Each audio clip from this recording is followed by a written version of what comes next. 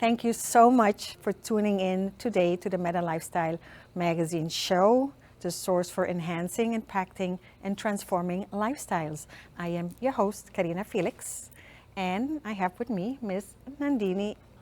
Oh, again. So here we are, and we're going to start off also because it's Valentine's Day. We're going to start off with a poem. Is it a poem? And it's just a very short piece on the heart. So I'm excited for her to read this for us, and then we'll have a little discussion after that, right? As soon as we are ready to go. Yes. Okay, so this is just a short piece I've written on the heart, and it's called The Place of Secrets. The place of secrets must be the heart. How much of our hearts do we really share? There are those who seem to be an open book, but with time you learn that they too harbor deep secrets. The heart is what hurts. We speak of a broken heart. The heart is what loves. We speak of a loving heart. So we dance this tightrope of being open to loving and being closed to pain. Where do we store what protects us? This heart, this precious organ of life, is the first to form in the womb. The heart is our first intelligence, forming before our brains. We live in a world that values intellectual intelligence. The softer characteristic of emotional intelligence is studied and said to be important. But ask anyone which drives greater worldly success. Our hearts, holding the intelligence we really need, has therefore become the place we store our vulnerabilities.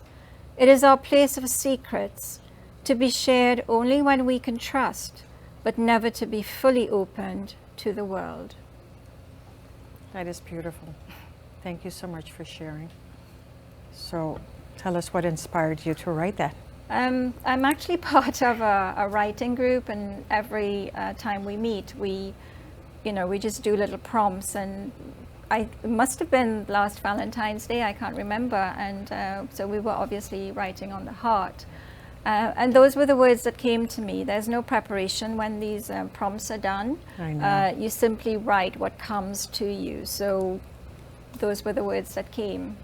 Yep, I totally get it. I have a lot of poetry just like that. It's in a moment of inspiration, is something that needed to come out, and it's there. So that's great. So happy Valentine's Day to everyone, and again, welcome to our show.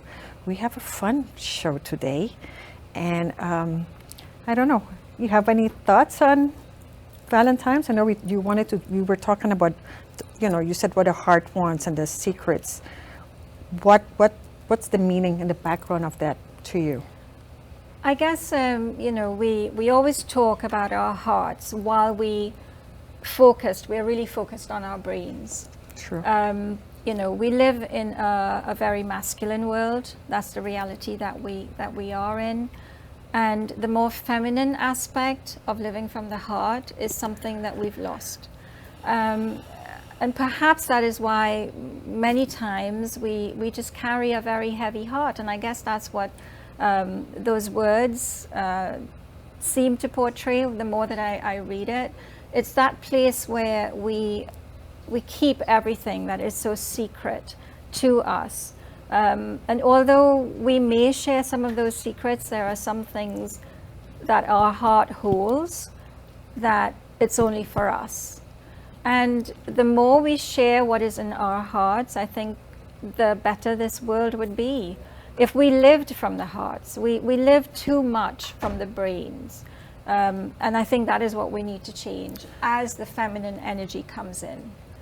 Do you think that many times, and we've all been in love and out of love, and in love and out of love, and we've had the broken heart and the crushes, but do you think at some point we block that wanting to let people too close? Like we let people in but not enough because we're afraid of what if my heart is broken again, and we don't live enough in the moment of, so what if it's broken? I already went through a broken heart. here I am, I'm okay. So let's break it again. As long as I can have the moment of that enjoyment. You're laughing, Michelle, I'm gonna get to you soon. But a moment of just abandon, just have fun. I mean, so what? Because enjoy that, it while it lasts. yeah, because it's always that beginning of a relationship that's so amazing, so much fun, so energetic, like you, it's crazy. But when we stop that from happening, we actually stop half of the enjoyment of being in love, falling in love, and it's okay to fall out of love, but it's the experience that makes the whole difference, right? We're afraid of pain. That's what it is. We do not want to be hurt, and we want that euphoria to last, and we all know that it doesn't. It doesn't. And that's the question. Why doesn't it? Because at some point we realize, oh, this is going too good. Things that are too good has to come to an end.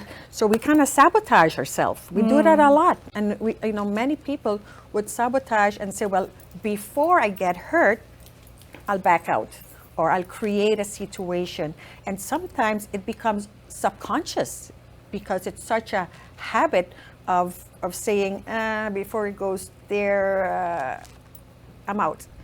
And then you stop yourself from enjoying what could have been something fun. And even if it's just for the moment, sometimes that moment is all you need.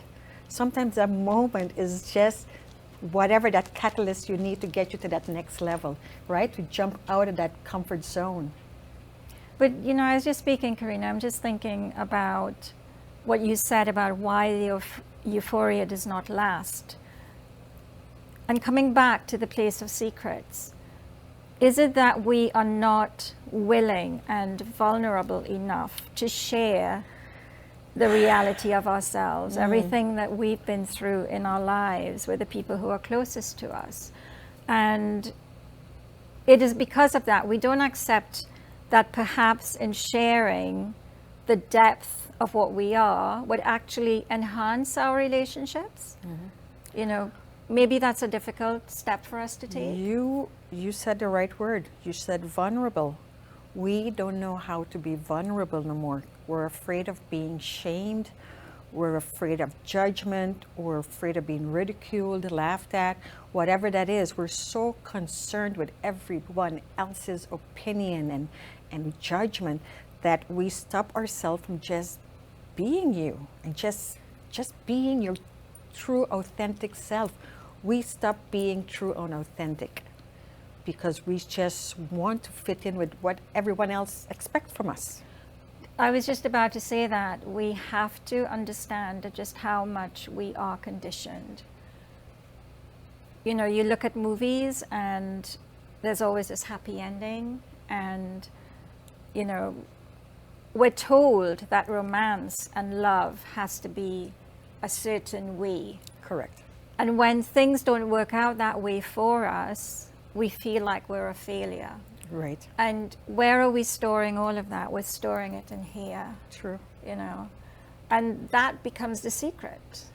So this is going to be interesting because I was listening to the Brooklyn Cafe show today, and they were talking about compromises and how you have to compromise when you're in a relationship. And the truth is, I don't think you have to compromise, because even though it's great to have a couple relationship, it's also very good to have your own thing. Whether it's going to the movies to watch that chick flick with my girlfriend, I'm going to do that with my girlfriend. Then there's that time that I just want to be alone to do my own thing. And then there's that couple. That's where the compromise should be. It shouldn't be that I should give up to accommodate someone else. You got to find a balance where we each have our space.